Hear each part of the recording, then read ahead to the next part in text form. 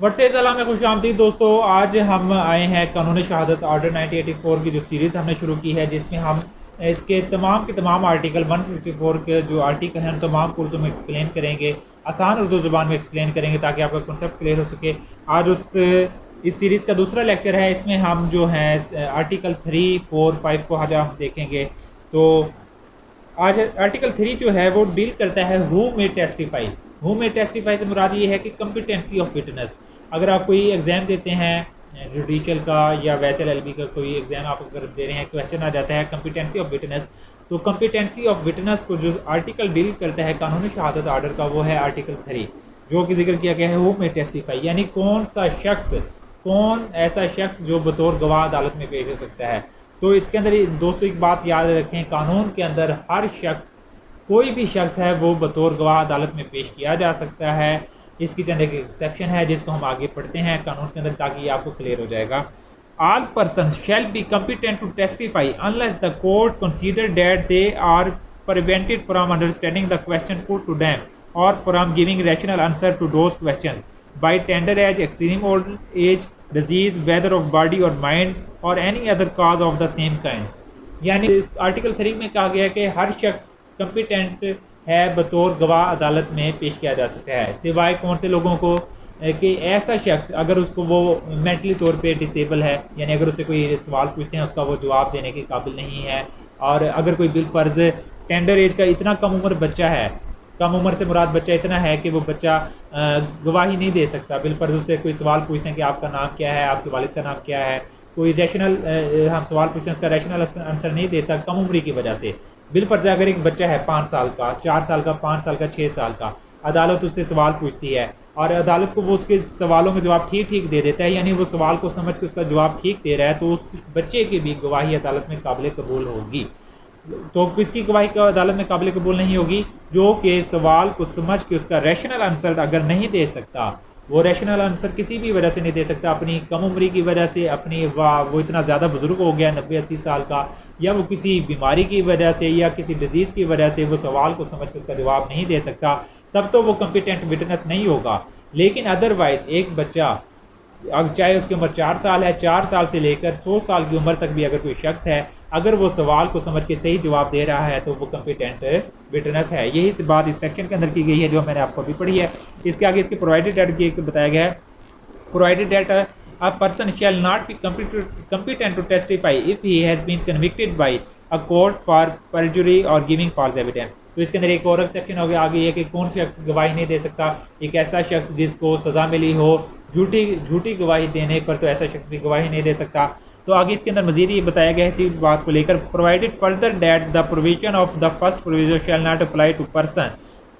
About whom the court is satisfied that he has repented thereafter and mended his ways. यानी ऐसा शख्स जिसको झूठी गवाही देने पर सज़ा हुई थी, लेकिन अब अगर अदालत को लगता है कि वो शख्स सुधर चुका है, वो अब ऐसे किसी गलत काम में इन्वॉल्व नहीं है, तो ऐसे शख्स की भी गवाही अदालत में काबिल कबूल होगी और बतौर विटनेस उसको पेश किया जा सकता है जिसको पहले सज़ा हुई थी झूठी गवाही देने पर। अब आगे आ जाएँ जी, provided further that the court shall determine the competence of witness in accordance with the qualification prescribed bye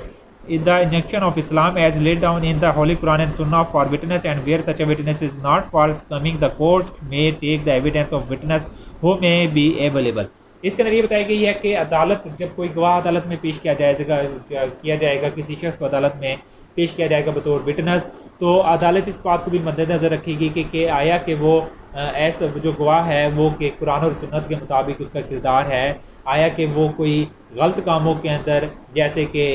तज़कियतुल Shahood एक लफ्ज़ यूज़ होता है कि क्या वो कोई गुनाह कबीरा में तो इन्वॉल्व नहीं रहा, या कोई गलत कामों में तो इन्वॉल्व नहीं रहा, उसका करैक्टर कैसा है, वो सोम सलात का पाबंद है। तो यानी जो कुरान और सुन्नत के अंदर एक गवाह बतौर गवाह जो कम्पिटेंसी बयान की गया है उसको मद्देनज़र भी रखेगी। लेकिन साथ ही कानून के अंदर ये बात भी बयान कर दी गई है कि अगर ऐसा गवाह मौजूद नहीं है तो जो भी गवाह सामने होगा आएगा गवाही देने के लिए, उसकी गवाही अदालत में ली जाएगी। अब मिसाल के तौर पे दोस्तों कि एक शख्स है बिलफर्ज किसी नाच गाने वाली जगह कत्ल हो जाता है, ठीक है, या किसी शराब खाने पे कत्ल हो गया, या किसी जुआ खाने के ऊपर मर्डर हो गया। अब मर्डर जहाँ जुआ खाना है, जो शराब खाना है, उधर सारी बात है हाजी नवाजी तो नहीं होंगे ना उधर लोग, तो उधर तो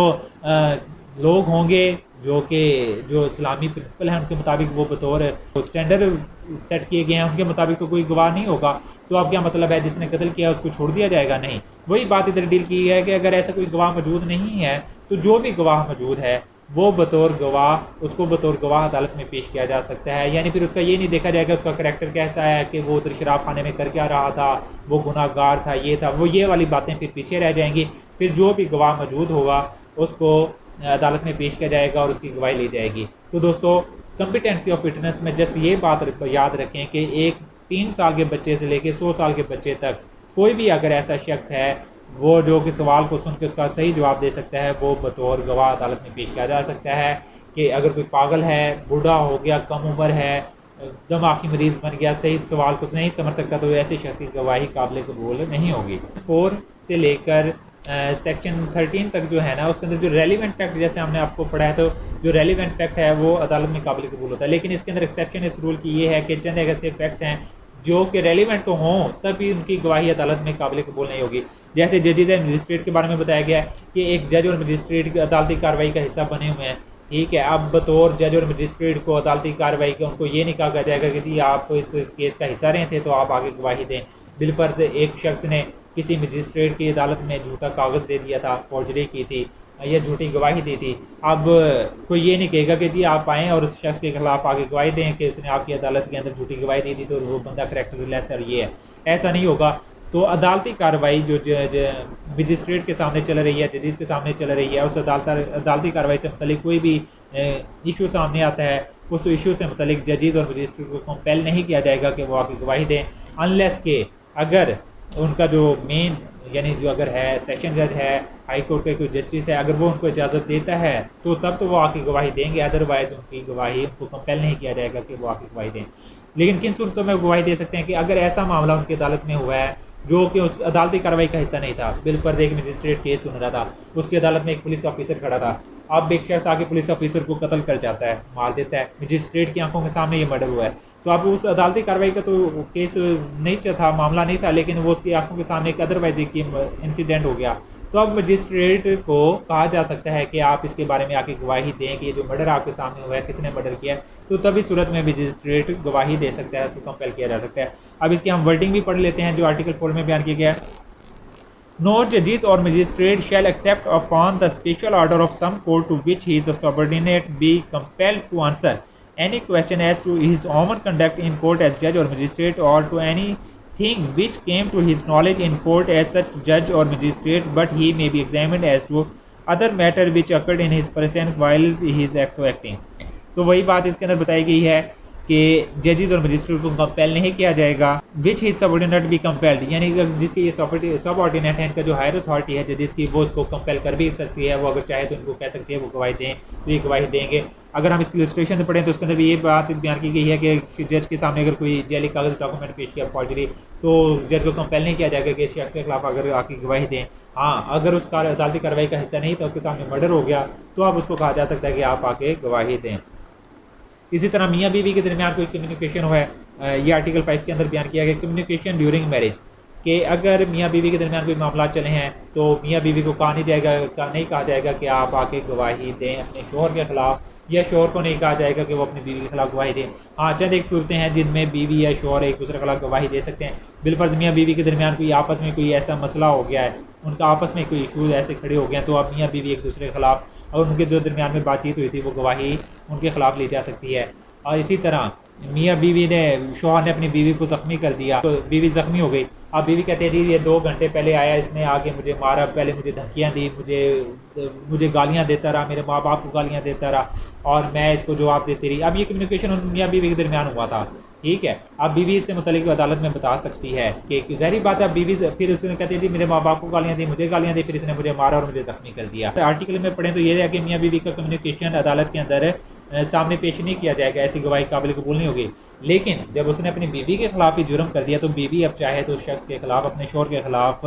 ऐसा कम्युनिकेशन जो बातचीत उनके दरमियान हुई थी उसको जाहिर कर सकती है और उसको कंपेल किया जा सकता है। या बीवी शोहर को इजाज़त दे दी या शोहर बीवी को इजाज़त दे के तुम डिस्क्लोज़ कर दो, इस बात को बता दो, तो तब भी किया जा सकता है। अदरवाइज़ ना शोहर को कहा जा सकता है कि वो बताए कि उसकी बीवी के साथ क्या बातें हुई हैं, और ना ही बीवी को कहा जा सकता है कि वो बताए कि उसके शोहर के साथ क्या बातचीत हुई है। अब आर्टिकल 6 है evidence as to affair of state. Affair of state यानी अगर कोई स्टेट मैटर है, रियासती मामला से मुतल्लिक कोई डॉक्यूमेंट ऐसा है, कोई मामला हैं, तो उसको भी कंपेल नहीं किया जाएगा अदालत में कि ऐसे डॉक्यूमेंट्स को अदालत में पेश किया जाए, अनलेस एंड टिल के उसकी जो है अथॉरिटी है, रेलिवेंट अथॉरिटी है, जब तक कि वो इजाज़त ना दे किसी ऑफिसर को, किसी ब्यूरोक्रेट ऑफिसर को कंपेल नहीं किया जाएगा कि वो अदालत में आकर वो डॉक्यूमेंट पेश करे। इसको पढ़ लें, no one shall be permitted to give any evidence direct from unpublished official. हाँ, लफ्ज़ याद रखें, अनपब्लिश्ड। जो पब्लिश हो चुका है डॉक्यूमेंट वो तो सारी बात है, अब उसकी प्राइवेसी तो इस तरीके से नहीं है, जिसको हुकूमत ने खुद ही पब्लिश कर दिया है तो वो तो बतौर एविडेंस पेश किया जा सकता है, लेकिन ऐसा रिकॉर्ड जो अनपब्लिश है उसको अदालत में पेश नहीं किया जा सकता।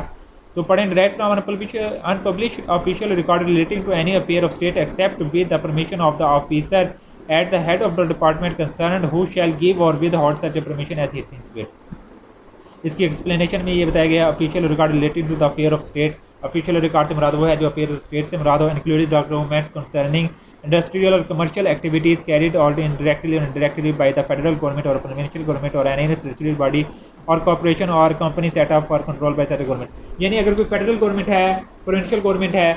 उससे कोई रिलेटेड कोई कॉर्पोरेशन है, कोई कंपनी है, इंडस्ट्री है, यानी कोई इदारा किसी झेली इदारा है किसी सूबाई गवर्नमेंट का या फेडरल गवर्नमेंट का, कोई कंपनी झेली है, तो उसको भी कंपेल नहीं किया जाएगा ऐसी कंपनी को, ऐसी इंडस्ट्री को कि वो अपना रिकॉर्ड पब्लिश करे।